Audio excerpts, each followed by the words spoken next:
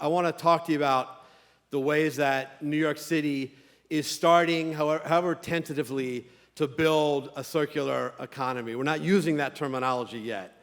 And I want to be honest with you about the enormous work that we have left to do and appeal to you in the ways that I think all of you can help us get there. I know full well the serious threat that we face here in Manhattan and New York City because of climate change. This is real, and we are fighting back. We are working to harden our coastlines, and though we are a decade after Sandy, we're not making enough progress on the ground yet. We do have projects underway in Lower Manhattan that are underway or financed or planned that will reduce the vulnerability of those neighborhoods. But we know it's not enough. We know that at best buys us time. We know that no resiliency measures ultimately can substitute for the harder fight of reversing climate change. And I am proud that New York City is leading in many ways in response to that threat, particularly when it comes to reducing our reliance on fossil fuels. But I also want to be honest about the ways that New York City has much, much more work to do, including with how we're dealing with solid waste. This is key to becoming a more circular city. And composting isn't even an option in most parts of New York City. Forget about being required. We did take a big step forward over the summer. Now composting is going to be at least an option in Queens, and we want to go citywide. But there's also a challenge not just in how we manage solid waste, but how we're managing our water waste. Now, New York City is afflicted by something known as combined sewer overflow. If any of you have heard of that, you are very impressive. So we're pushing strategies to divert this kind of storm runoff, like implementing more green roofs, using rain barrels in backyards, putting permeable surfaces in playgrounds.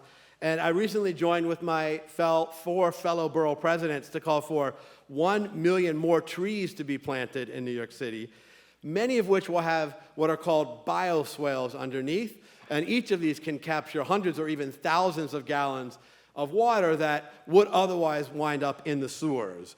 On the legislative front, I'm working on a series of bills to reduce our dependence of single-use items in New York City. In fact, just today in the City Council, there's a bill that I'm pleased to be co-sponsoring with Council Member and Chair of the Sanitation Committee, Sandy Nurse, which will limit single-use plastics in chain restaurants.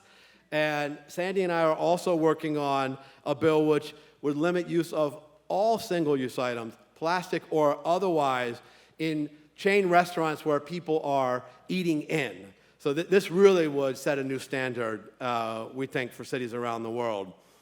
Finally, we're using the budget resources of my office to advance circular economics. We started a new fund to support community groups that are doing education and outreach to promote composting at the grassroots level in their blocks, in their neighborhoods.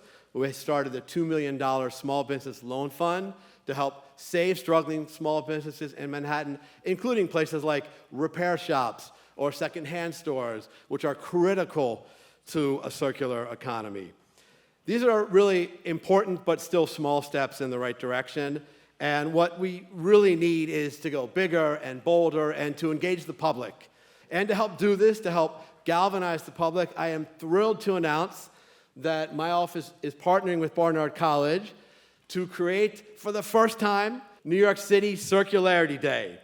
And we're going to need all of you to engage on this. If you are academics, help us hammer out the policies that we need for government to be better about achieving these goals. If you're in business, we need you to lead in that sector so that the corporate world advances more sustainable policies. If you're a student, we need you to be activists, to agitate, whether it's in your community, towards local government, towards businesses, in academia. I cannot wait for Manhattan and New York City to lead the way as the most singular city in America. Thank you so much, everybody. Let's make this happen. Thank you.